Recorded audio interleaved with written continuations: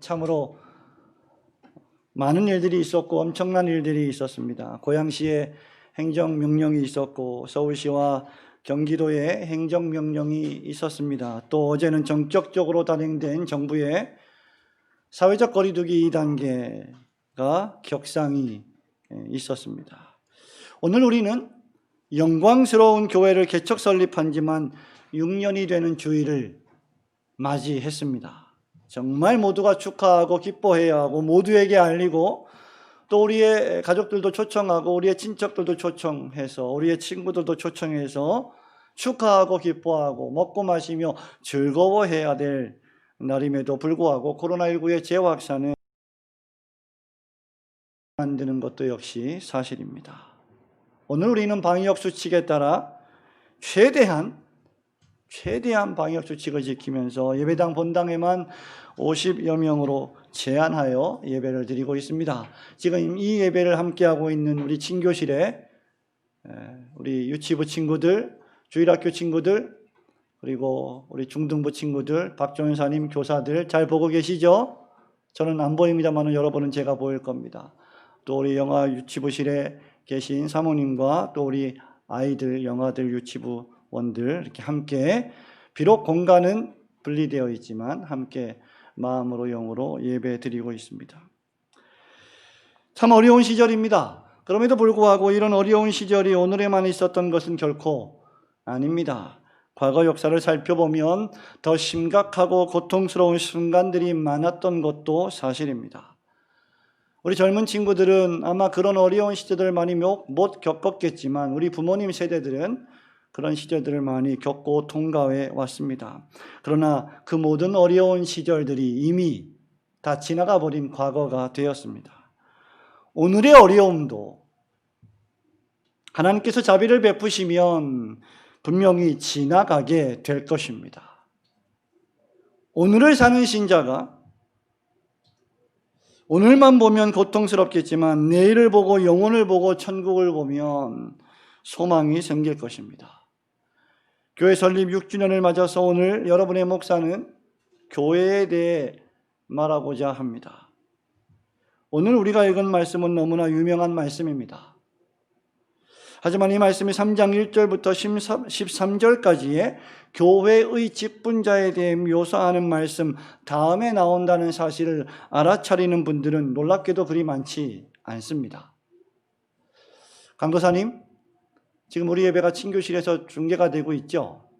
지금 방음이 잘 안 돼서 바로 지금 제 설교가 몇 초를 두고 지금 에어컨 옆으로 나오는 것 같습니다. 볼륨을 좀 조절해 주시기 바랍니다. 우리 건물이 아니기 때문에 여러분 양해해 주시기 바랍니다.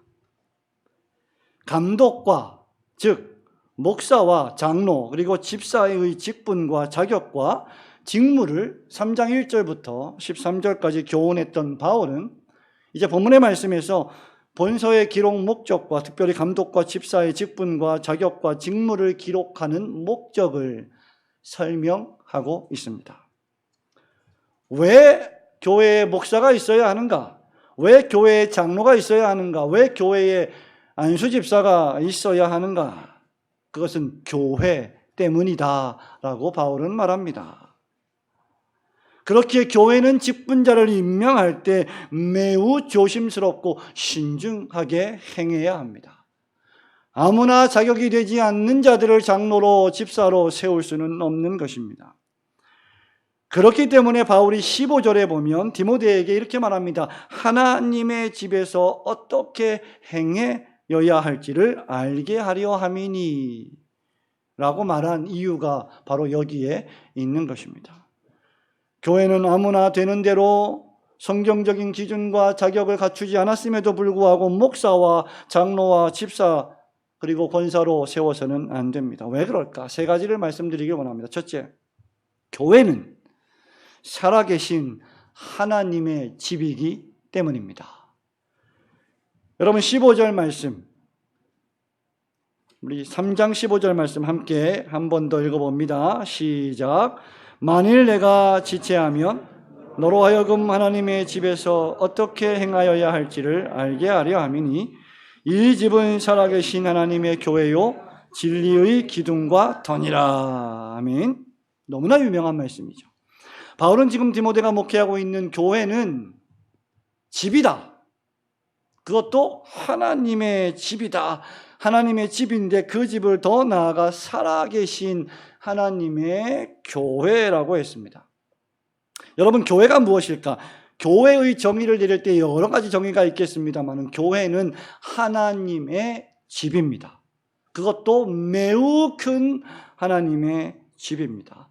여러분, 교회가 하나님의 집이라고 말할 때 이것은 세 가지의 의미를 담고 있습니다. 첫째는 교회는 그저 건물이나 공간을 의미하지 않는다는 것입니다.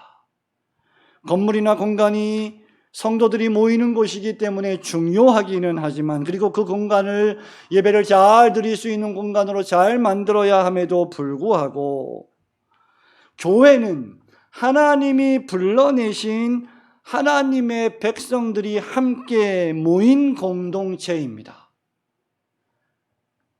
교회라고 하는 헬라어 에클레시아라고 하는 이 단어는 에크와 클레오의 합성어입니다. 에크는 밖으로라는 뜻이고 클레오는 불렀다, 밖으로 불러냈다는 뜻입니다. 그러므로 교회는 하나님이 부르신 사람입니다.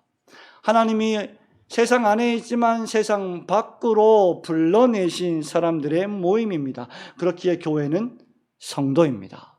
성도가 교회입니다. 신자가 교회입니다.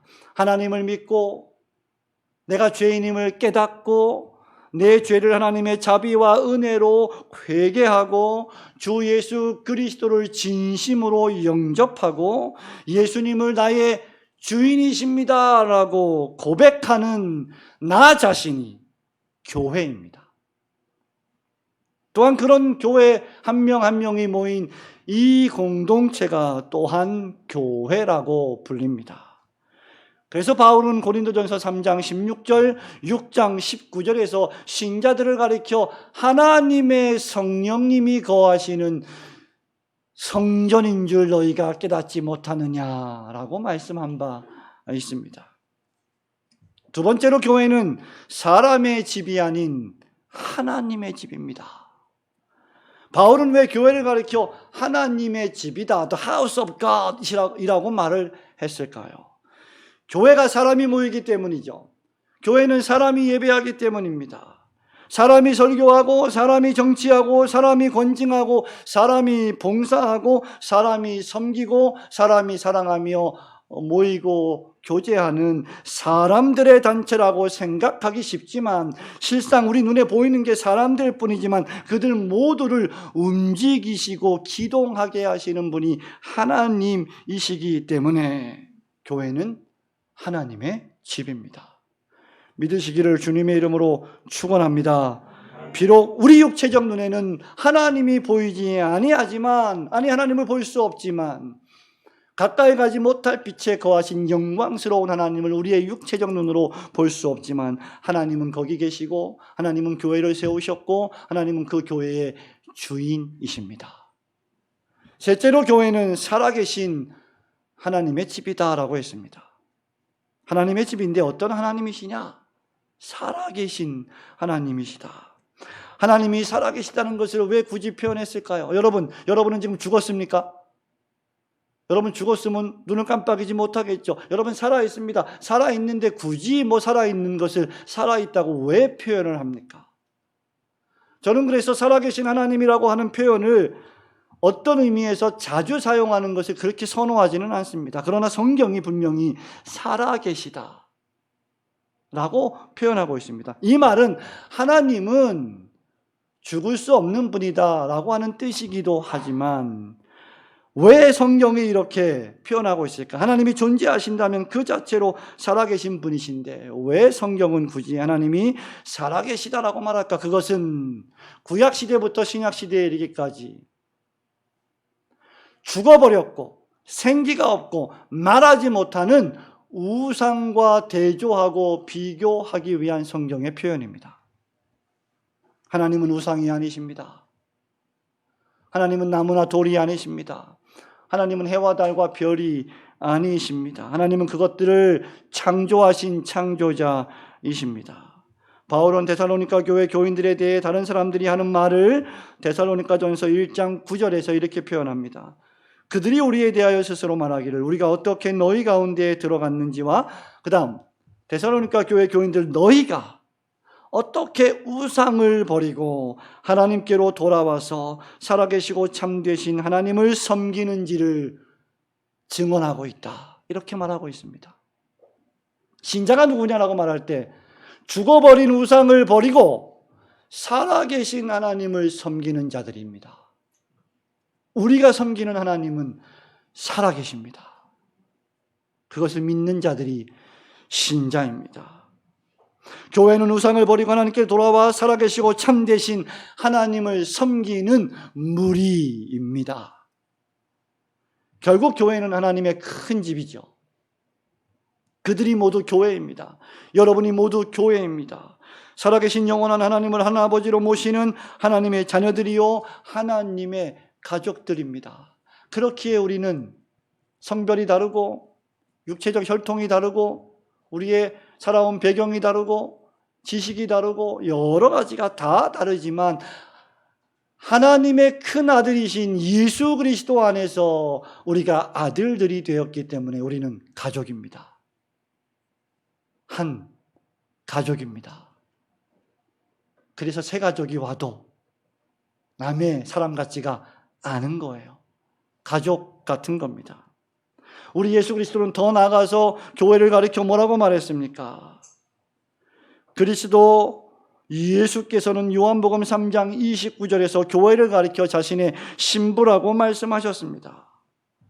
여기에도 저기에도 하나님의 신부들이 모이고 있습니다.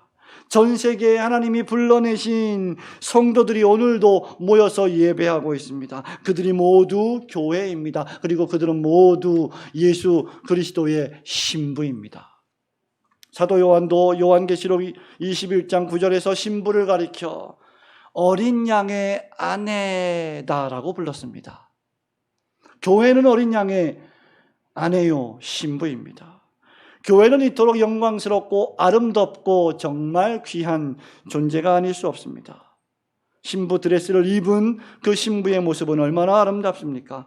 비록 우리가 어떤 의미에서 세상에 살아갈 때 연약으로 우리의 죄의 연약으로 우리의 유한함으로 우리의 실패와 실수로 우리가 누더기 옷을 입을 때가 있지만 그렇다고 할지라도 우리의 신분이 그리스도의 신부라면 가장 아름답고 가장 정결한 신부가 되는 것입니다. 교회가 누더기 옷을 입고 있다고 할지라도 주님 보시기에는 신데렐라입니다. 우리 올고전 교회가 설립 6주년을 맞아서 더욱 살아계신 하나님의 집이요 그리스도의 정결한 신부가 되기를 우리 주님의 이름으로 축원합니다. 둘째로 교회, 이 하나님의 집은 하나님의 큰 집인 이 교회는 진리의 기둥과 터 위에 세워집니다. 그렇기에 집분자들을 잘 세워야 한다는 겁니다. 여러분 15절 말씀을 우리가 읽었지만 한 번 더 읽어보겠습니다. 만일 내가 지체하면 시작. 만일 내가 지체하면 너로 하여금 하나님의 집에서 어떻게 행하여야 할지를 알게 하려 함이니 이 집은 살아계신 하나님의 교회요 진리의 기둥과 터니라. 바울은 이 집을 가리켜 살아계신 하나님의 집이요 그 다음 진리의 기둥과 터이다 라고 했습니다. 교회가 교회되는 것은 무슨 말입니까?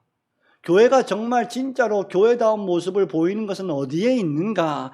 그것은 그 교회의 기초가, 그 교회의 기둥이, 그 교회를 떠받치고 있는 기둥이 진리이기 때문에 교회가 교회되는 것입니다.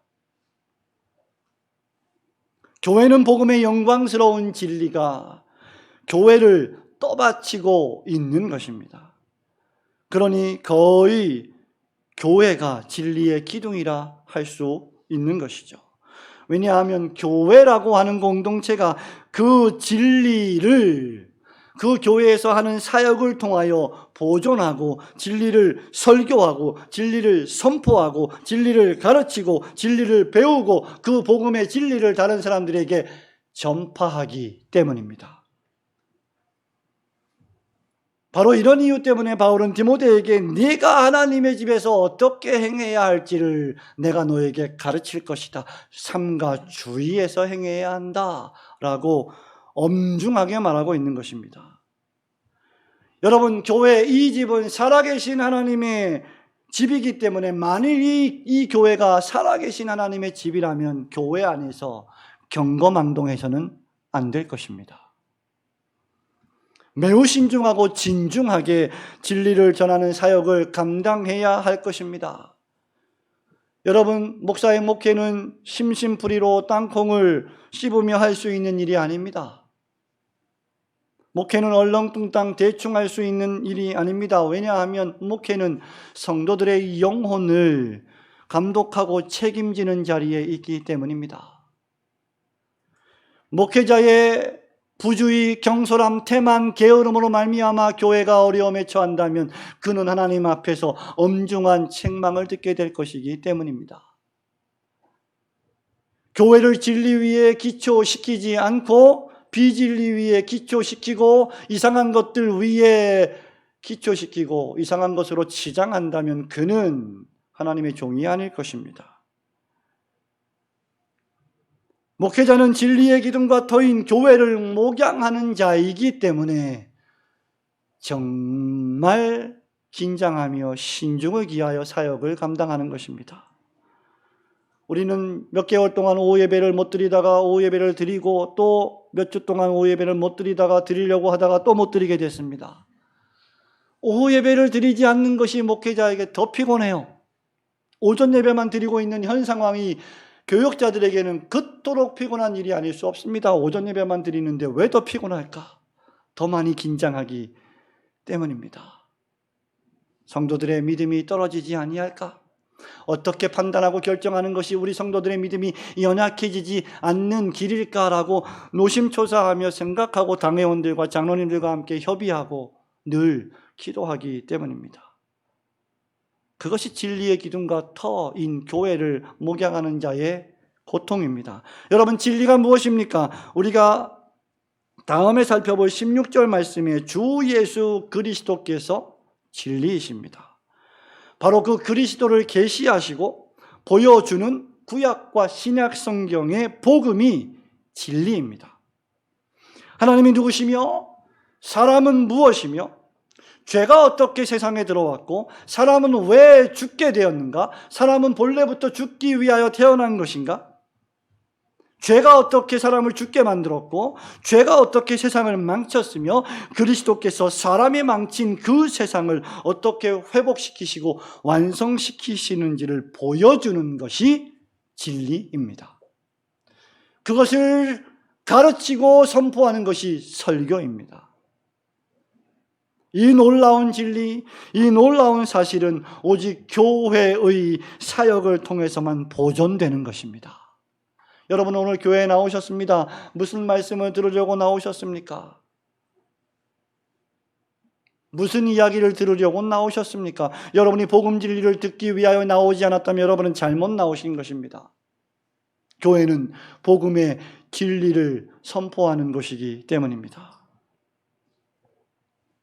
그렇기 때문에 키프리안이 말한 것처럼 교회 밖에는 구원이 없다는 것입니다.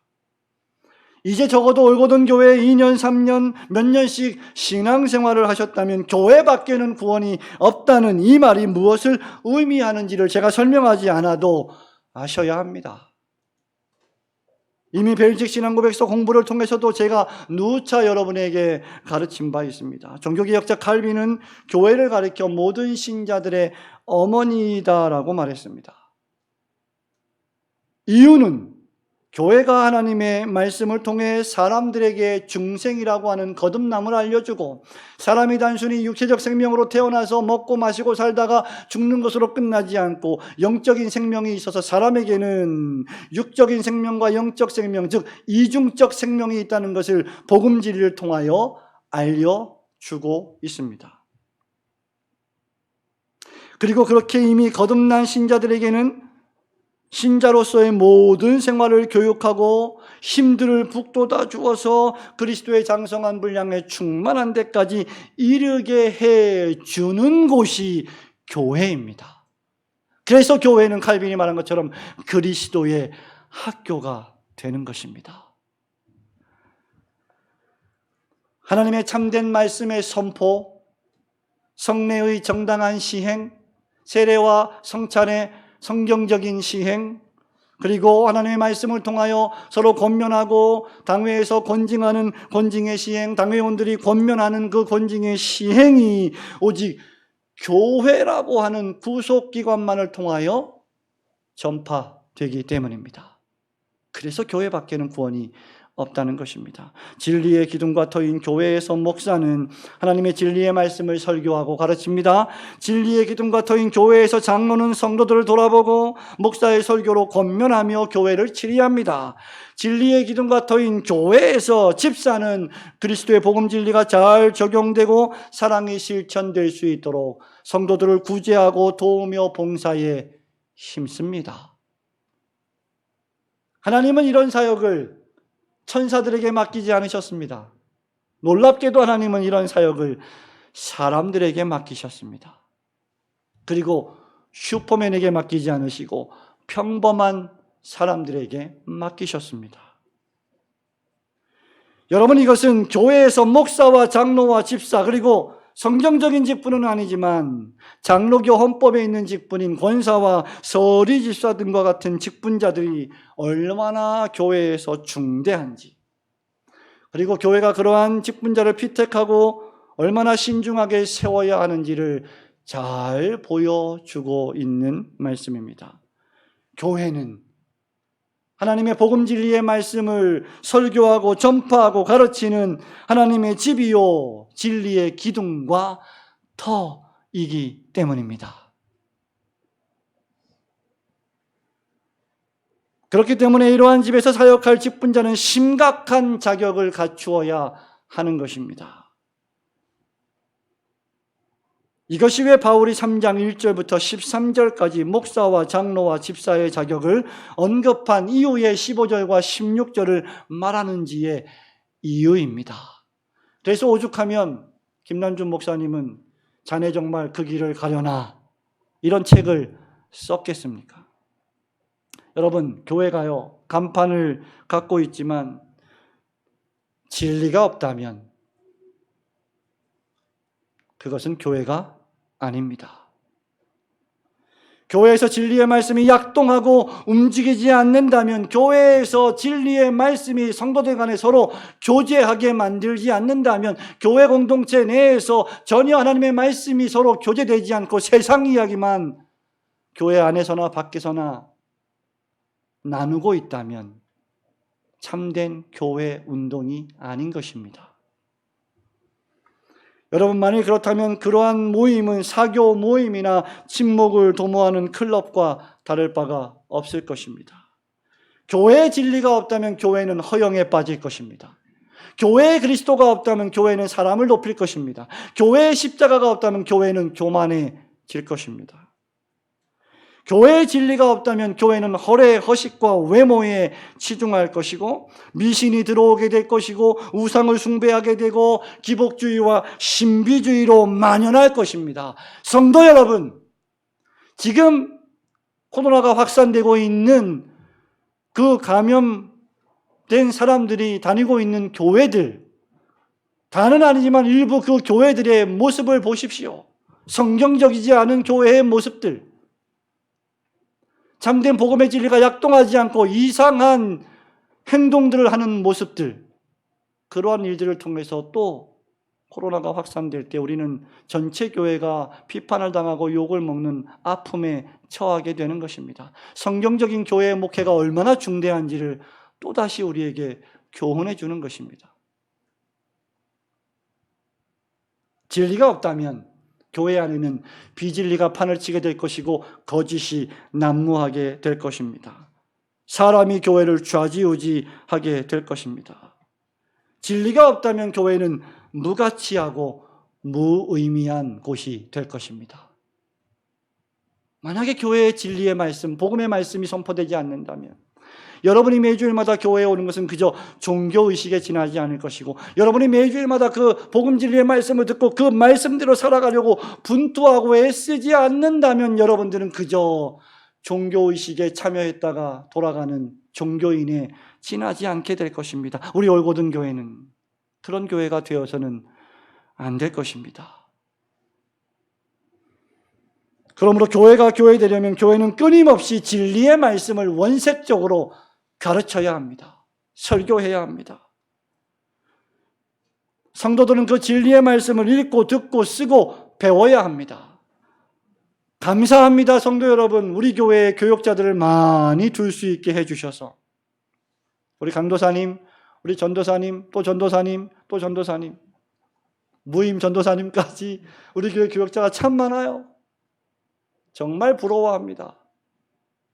숫자가 많은 교회에도 교역자가 그렇게 많지는 않습니다. 물론 많은 교회도 있습니다만. 그런데 제가 우리 강도사님, 전도사님들에게 요구하는 것은 단 한 가지입니다. 물론 많은 걸 요구하지만 본질적으로 단 한 가지입니다. 말씀을 연구해라. 설교를 준비해라.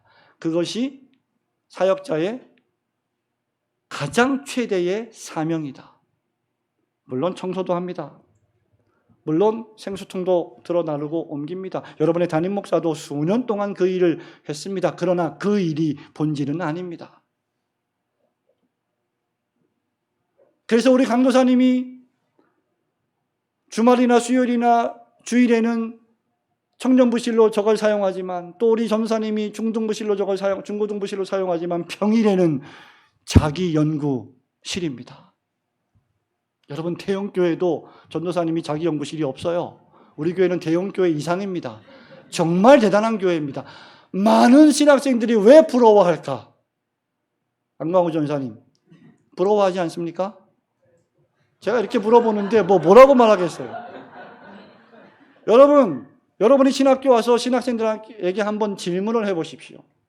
사실입니다. 왜 그럴까? 그것이 너무나 중대하기 때문입니다. 제 후배 목사가 최근에 교회를 사임하기로 결정했습니다. 다음 주일날 교회를 사임합니다. 우리 목사 아카데미에 와서 같이 공부하고 있는 후배 목사입니다. 왜 교회를 사임하는가? 저하고 며칠 동안 상의를 하고 상담을 했습니다. 왜 교회를 사임하는가? 목사의 일을 하지 못하기 때문이죠. 교회 갔는데 교회에서 뭘 하느냐? 설교 준비할 시간은 없습니다. 말씀을 읽고 연구할 시간이 없어요. 하루 3시간, 4시간밖에 못 자요. 왜? 교회 청소하느라고. 교회 허드렛 일 하느라고. 온갖 행정을 다 도맡아 하느라고. 그리고 그 교회는 놀랍게도 교역자들이 교회에 출근하면 핸드폰을 볼 수가 없답니다. 보면 안 된대요. 청소할 때도 보면 안 되고, 쉴 때도 보면 안 되고. 제가 이런 얘기 강단에서 하고 싶지 않습니다. 그러나 여러분 좀 아셔야 됩니다. 그건 목사의 일이 아니에요. 주요 본질적 사명이 아닙니다. 제가 물어봅니다. 정 목사, 당신은 거기서 무슨 일을 하느냐? 청소하고 있습니다. 설교 준비 언제 하니? 애기 재워놓고 새벽 1시, 2시에 합니다. 몇 시에 일어나니? 4시 반에 일어납니다. 미치는 거예요. 죽는 거예요. 그러다 갑니다. 예? 그 목사가 하는 일이 아니다. 사임해라. 사임하고 하나님의 뜻을 기다리라. 목사는 설교를 준비할 수 있는 사람이어야 합니다. 교회는 목회자가 하나님의 말씀인 설교를 준비할 수 있는 환경과 시간을 확보해 주어야 합니다. 그런 면에서 우리 교회 당회원들, 존경하는 두 분의 장로님들, 또 우리 성도님들이 얼마나 감사한지 모릅니다. 말씀이 빗나갔습니다마는 교회는 진리의 터를 공고히 하고 진리의 기둥을 세워야 합니다. 그럼에도 불구하고 우리 강도사님, 전사님 책만 보시면 안 되고, 청소도 해야 되고, 주보도 만들어야 되고, 기획도 해야 되고. 그러나 우리가 특별한 행사가 없잖아요. 우리가 거의 많은 시간을 우리는 말씀을 읽고 연구하고 공부하는, 그걸 보면 제가 흐뭇해요. 가끔 지나갔다 이렇게 살짝 보면 설교 준비하고 있어요. 어제도 제가 일이 있어서 잠깐 나갔다가 밤에 늦게 교회를 들렸는데 9시가 됐는데도 불이 켜져 있더라고요. 보니까 우리 강도사님이 설교 준비를 하고 있어요. 모니터 4개를 켜놓고. 우리 안전사님도 마찬가지입니다.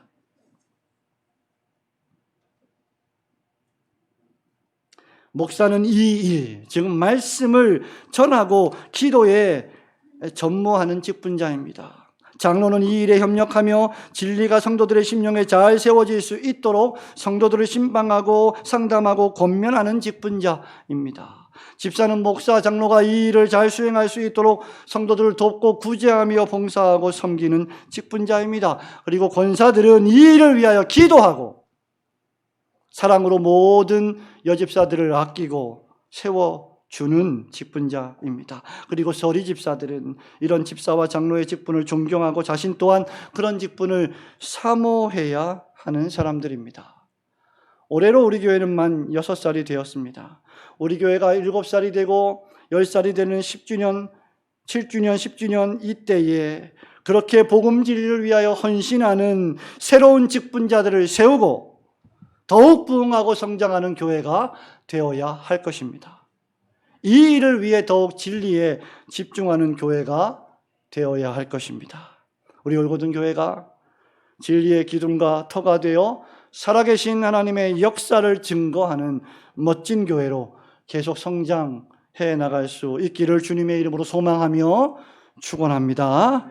마지막으로 하나님의 집인 교회는 그 비밀과 그 능력이 어디에 있는가? 오직 주 예수 그리스도 뿐이십니다. 교회의 능력은 그리스도 뿐이십니다. 여러분 16절 말씀을 한 번 더 읽겠습니다. 크도다, 시작. 크도다 경건의 비밀이여 그렇지 않다 하는 이 없도다. 그는 육신으로 나타난 바 되시고 영으로 의롭다 하심을 받으시고 천사들에게 보이시고 만국에서 전파되시고 세상에서 믿음 받으시고 영광 가운데서 올려지셨느니라. 아멘. 바울은 이 교회의 신비를 경건의 비밀이다라고 말합니다. 경건이란 하나님을 경외하고 경배하는 것이요, 그것이 비밀이란 말은 복음의 말씀을 믿음으로 말미암아 구원을 얻는 자에게만 주어지기 때문입니다. 아무나 하나님을 찬양할 수 없고 아무나 하나님을 예배할 수 없고 말씀을 듣고 구원을 받은 믿음이 생긴 사람들만 얻게 되는 은혜이기 때문입니다. 그 비밀의 실체가 무엇입니까? 바로 주 예수 그리스도이십니다. 바울은 예수 그리스도께서 육신으로 나타난 바 되시고 영으로 의롭다 하심을 받으시고 천사들에게 보이시고 만국에서 전파되시고 세상에서 믿음 받으시고 마지막 결국 영광 가운데로 올라가셨다라고 말합니다. 이 짧은 한 절에 위대한 성경 복음의 신비가 다 기록되어 있습니다. 첫째로 하나님의 아들이시자 그 자신이 아버지 하나님과 동등하신 주님이 사람의 몸을 입고 이 세상에 오신 것이 신비한 비밀입니다. 둘째로 그분이 비록 우리와 같은 사람이 되셨지만 영으로는 의롭다 하심을 받으실 만큼 의로우시고 영광스러우시고 거룩하신 하나님이신 것이 비밀입니다. 셋째로 베드로전서 1장 12절에 기록된 것처럼 천사들조차 하나님의 아들이 왜 사람의 몸을 입고 이 땅에 오셨는지를 알고 싶어서 안달이 났는데 그들에게 그것을 조금 보여주신 것, 그것이 바로 놀라운 비밀입니다. 넷째로 하나님의 아들이 사람이 되신 사건은 복음 전도를 위함인데 그 결과 세상에 있는 많은 사람들에게 복음이 전파되고 그 복음이 전파되는 결과를 통해서 어떤 이들이 그리스도를 믿게 된 것, 여러분들이 예수를 믿고 예배당에 앉아 하나님을 섬기는 사람들이 된 것이 비밀입니다. 신비한 비밀입니다. 여러분, 그러한 예수님을 구세주로 고백하며 신자가 되어 믿음의 순종으로 이끌림을 당하는 것을 보는 것이 기적이요 복음의 능력입니다.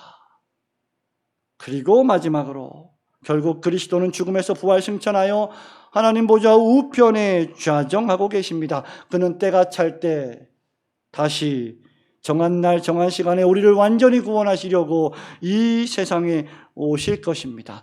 그 날에 이미 영광스러우신 그 주 예수 그리스도께서 영광 자체이신 그분께서 또다시 영광 속으로 받아들여져서 영광을 받으시게 될 것입니다. 이것을 전하는 것이 복음입니다. 누구든지 이 복음을 믿는 자는 구원을 얻습니다. 주 예수를 믿으라 그리하면 너와 내 집이 구원을 얻으리라고 사도행전이 말하고 있습니다. 바울이 로마서 10장 10절에서 이렇게 말하죠. 사람이 마음으로 믿어 의에 이르고 입으로 시인하여 구원에 이르느니라. 10장 17절에 이렇게 말합니다. 그러므로 믿음은 들음에서 나고 들음은 그리스도의 말씀으로 말미암았느니라. 그렇기에 교회에서 참된 말씀이 선포되는 것은 얼마나 중대합니까?